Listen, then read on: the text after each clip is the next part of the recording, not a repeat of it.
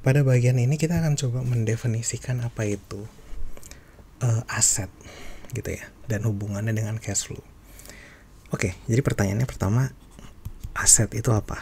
Gitu kan. Apa aja sih yang termasuk aset gitu ya? Kita kan bisa bilang kayak rumah, mesin, pabrik ya, yang secara fisik, atau yang non fisik itu seperti hak paten ya kan, R&D, research development. Kemudian juga banyak aset-aset seperti aset-aset finansial kan, seperti saham, bonds, opsi ya.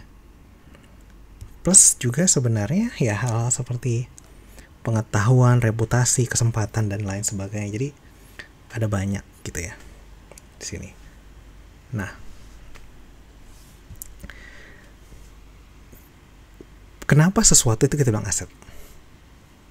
Gitu kan. Kenapa paten, R&D, atau misalnya katakan reputasi, brand gitu ya, seperti kayak kalau saya katakan saya baru bikin pabrik minuman tahun lalu, kemudian saya mau minjem ke bank, bank akan kasih uang,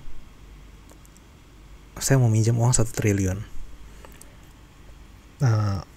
pabrik saya baru jadi tahun lalu. Nah itu pasti bank akan lebih percaya misalnya katakan yang mau minjem ke mereka itulah Coca-Cola gitu kan, karena apa? Karena reputasinya dia dan brandnya dia terpercaya dibandingkan saya yang baru bikin tahun lalu. Nah itu adalah asetnya mereka, brand dan reputasi itu. Nah jadi aset itu apa? Aset itu sebenarnya adalah sesuatu yang bisa memproduce cash flow ya, kita bilang.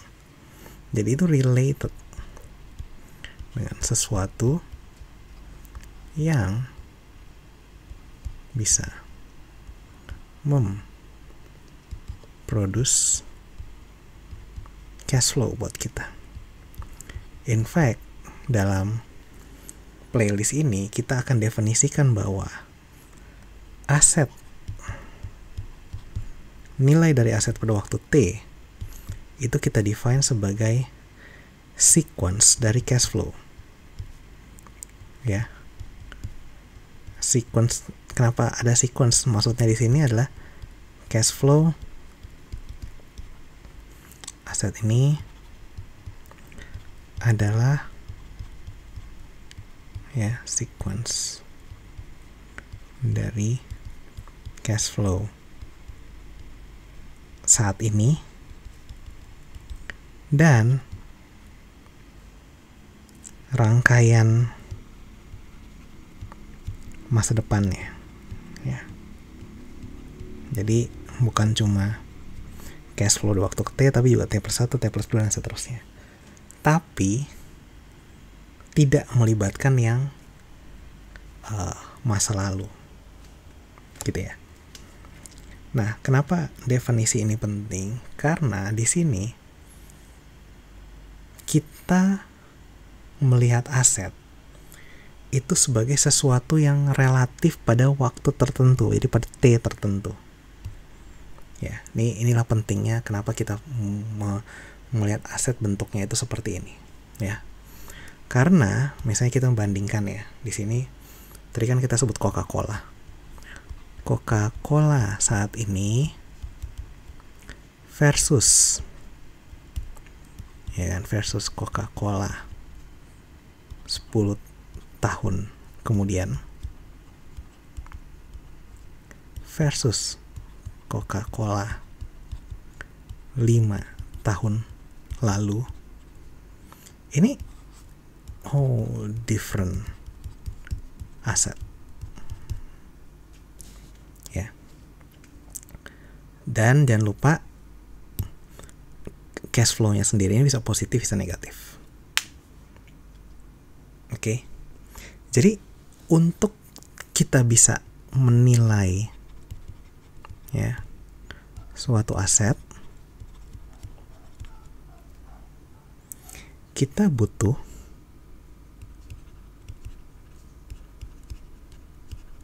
menilai rangkaian cash flow-nya.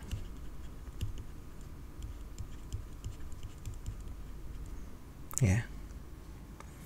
Nah, disinilah untuk kita bisa bikin persamaannya ini jadi seperti kita ini, value of asset di waktu ke T itu sama dengan fungsi T, ya kita bilang ini fungsi T dari cash flow waktu ke T, waktu ke T plus 1, waktu ke T plus 2, dan seterusnya.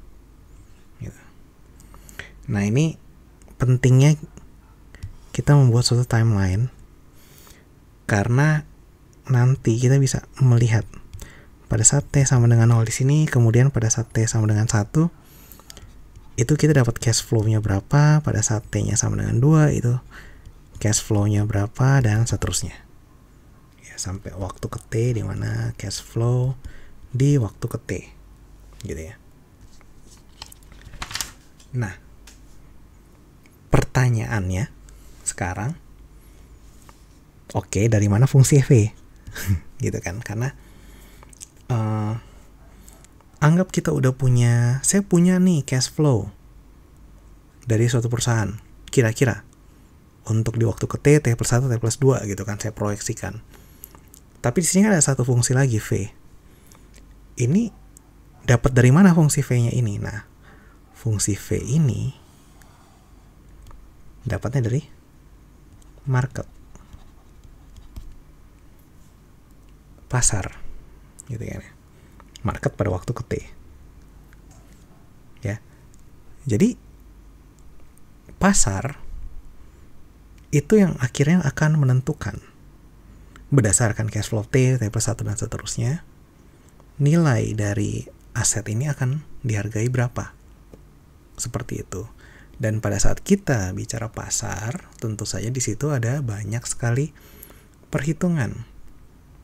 Yaitu supply-nya berapa, permintaannya berapa, resikonya seberapa besar. Dan yang tadi ya, gesekan.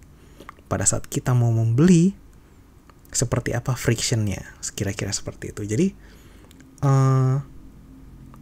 mirip dengan kalau seandainya Anda katakan saya bikin misalnya NFT gitu kan, atas nama Victor atau atas nama Budi, atas nama Andi gitu ya. Kemudian NFT itu kita jual di dalam market, misalnya katakan ya yang untuk tempat jualan NFT lah gitu kan. Nah, itu kan nanti pasar yang akan menentukan harga dari NFT saya. Bisa jadi misalnya katakan karena bagus maka dinilai tinggi, tapi kalau ekonomi lagi jelek, orang-orang lagi pada malas beli NFT, ya itu harganya bisa jadi rendah gitu ya. Mirip dengan yang kejadian NFT apa tuh, first Twitter ya.